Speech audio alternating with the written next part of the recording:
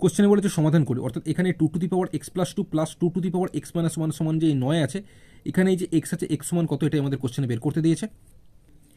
সেক্ষেত্রে প্রথমে এই 2^x+2কে আমি লিখতে পারি 2^x ইন্টু 2 এর পাওয়ার এই 2 চলে আসবে।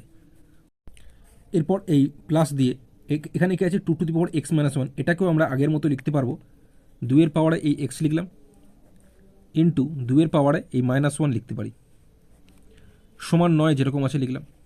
ঠিক আছে, এইবার দেখো তোমরা এখানেও 2^x আছে, এখানেও 2^x আছে, তাহলে 2^x কী হবে, কমন যাবে।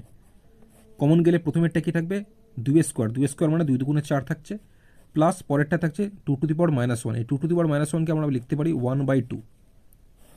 আচ্ছা, সমান এদিকে 9 যেরকম আছে লিখে দিলাম।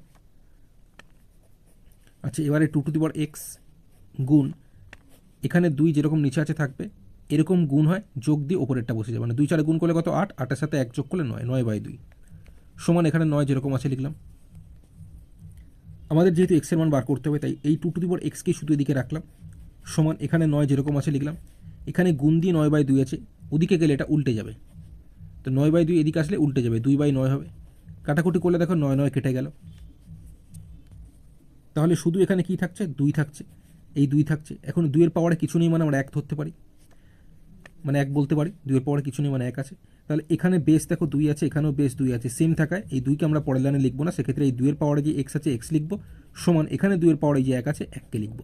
তাহলে আমাদের সমাধান করতে দিয়েছিল, মানে x এর মান বার করতে দিয়েছিল, তো x সমান হয়ে যাবে 1।